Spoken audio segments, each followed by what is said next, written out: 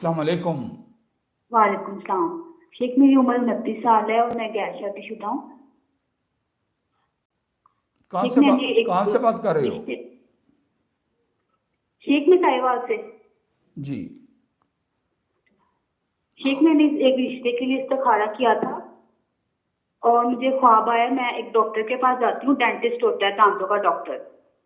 तो मैं उस बेड पे लेटी होती हूँ, मैं ख्वाब में देखती हूँ मेरा मुंह बहुत चमक रहा होता है। एक मिनट होल्ड करें। तो उस होल्ड करें। इंग्लैंड से आप होल्ड करें, मैं पाकिस्तान की लाइन। इंग्लैंड से आप होल्ड करें, मैं पाकिस्तान की लाइन पे बिजी हूँ।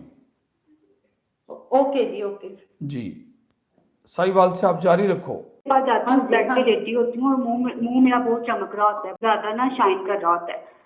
और वो ना मेरा दांतों का इलाज करने लगता है या मेरे शुगर की कॉल आ जाती है और वो डेंटिस्ट उससे बात करने लग जाते हैं।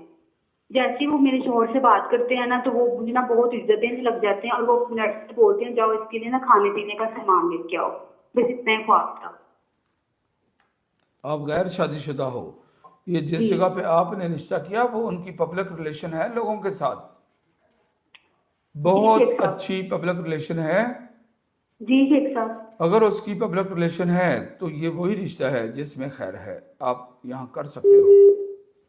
जी शेख साहब। जी, अस्सलाम वालेकुम रहमतुल्लाह। वालेकुम।